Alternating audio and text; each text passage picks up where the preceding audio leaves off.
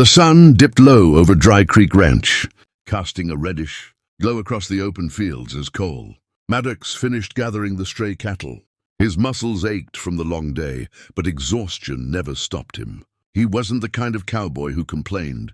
He worked hard, kept quiet, and earned every bit of respect through sweat alone. After 3 years on Harlan Briggs' land, the ranch had begun to feel familiar, almost like something he could finally settle into after a lifetime of wandering. But all of that changed the moment he stepped into the ranch house that evening. Harlan stood there waiting, arms crossed, jaw tight, and a glass of whiskey trembling slightly in his hand. It wasn't like him to look nervous. Cole removed his hat slowly, sensing something heavy in the air. The old rancher cleared his throat.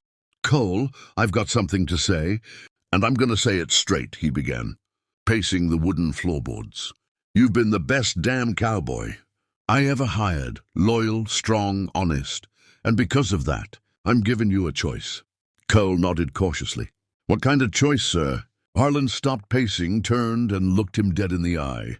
"You either marry my daughter, or you leave this ranch tonight." For a moment, Cole thought he'd misheard. "Your daughter, Lydia?" "Ain't no secret she's ugly," Harlan said bluntly.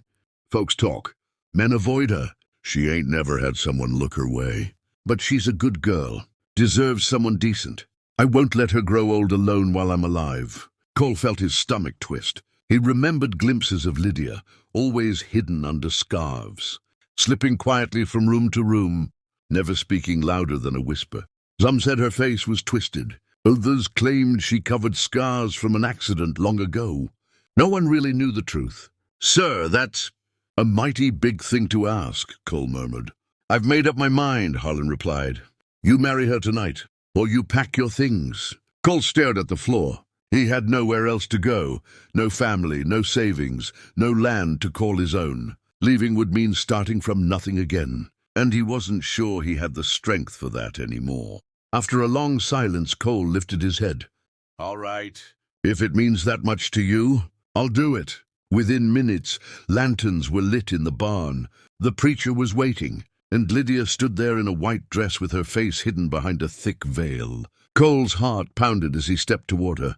And when the vows were spoken and he lifted the veil, what he saw froze him completely. Nothing in the world could have prepared him for the truth beneath it. When Cole lifted the veil, the world seemed to stop. He had braced himself for the worst. Cruel scars, twisted features, something that matched the rumors whispered around the ranch. But what he saw beneath the fabric stole his breath. Lydia was nothing like the stories. Her face was soft and striking, with warm amber eyes that flickered like candlelight and long dark lashes that trembled as she tried not to cry. Her lips were full, her skin smooth, and her features delicate enough to make any man stare twice. She was beautiful, so beautiful that Cole almost doubted what he was seeing. But behind that beauty was a deep fear, a trained expectation that he would recoil, just like everyone else had always assumed he would. Her voice shook as she whispered, I know I'm ugly. You don't have to pretend." She lowered her gaze, as if she had repeated those words 100 times to herself, believing them more than the truth reflected in Cole's eyes. His heart tightened painfully. He understood then that the cruelty she suffered hadn't come from strangers. It had come from the people who were supposed to protect her, shield her, love her. "No, ma'am," Cole said quietly, struggling to find steady words. "You ain't ugly at all." Before he could say more, Harlan Briggs stepped forward, forcing a gruff smile that looked more like a warning. "Well, son, still think you made a mistake?" he asked, half testing, half taunting. Cole turned, anger rising in him like heat. "Why'd you hide her?" he demanded. "Why'd you make folks believe she was something she's not?" Harlan stiffened, shoulders squared. "Because beauty brings trouble. Men sniff around for the wrong reasons. I wasn't letting my daughter be used or hurt, so I protected her. Stories keep trouble away." Lydia flinched as if the words physically struck her. Cole saw the truth in that moment. She hadn't lived a sheltered life. She'd lived a lonely one. That night, Harlan sent them to a small cabin at the edge of the ranch. It felt more like exile than privacy. Lydia sat nervously inside, twisting the hem of her dress. "Father forced you," she whispered. "If you want out tomorrow, he'll release you." Cole knelt beside her, meeting her frightened eyes. "Ma'am, I don't break promises. And I sure don't walk away from someone who's been treated wrong their whole life." Slowly, cautiously, she met his gaze, and for the first time, hope sparked there. They spent the night talking softly, sharing pieces of themselves they'd never spoken out loud. By sunrise, one thing was clear. Cole didn't want to let her go. The next morning, Dry Creek Ranch buzzed with whispers before the sun even cleared the ridge. Word traveled fast. Harlan Briggs's ugly daughter had married the quiet cowboy, who kept mostly to himself. Ranch hands exchanged looks of pity, some of disbelief, others of mean-spirited humor. Cole heard the murmurs as he stepped out of the cabin with Lydia beside him, but he ignored every one of them. What mattered was the way Lydia's hand trembled lightly inside his, the way she hesitated at the cabin door, as if expecting the world to laugh at her the moment she stepped into the sunlight. Cole squeezed her hand gently. "You ain't gotta hide anymore," he murmured. She looked up, eyes uncertain, but nodded. Together they walked toward the main yard. The ranch hands stopped in their tracks as soon as they saw her face. A man carrying a bucket dropped it, water splashing across his boots. Someone else muttered a curse in disbelief.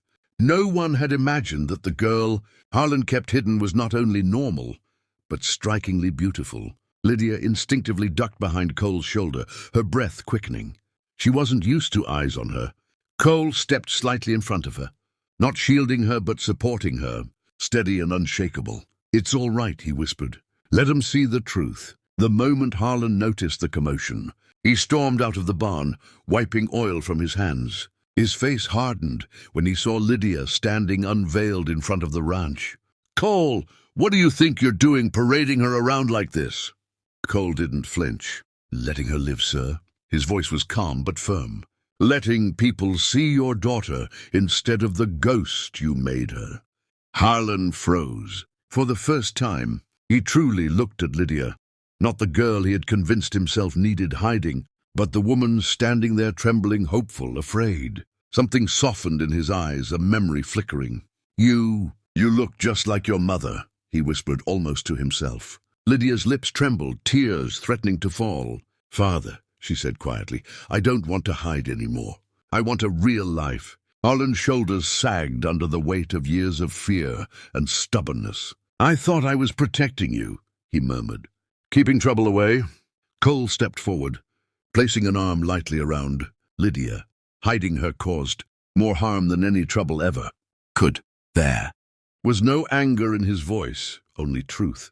Harlan looked at them both, really looked, and something in him broke open. "Take care of her, Cole," he said softly. "She deserves better than the life I gave her." "I will," Cole promised, and he meant every word. From that day on, Lydia walked the ranch freely. She learned to ride again, she laughed more each week, and every step she took seemed to shed another layer of the fear she had carried her whole life. Cole found himself watching her with a quiet awe, grateful for every smile she gave him.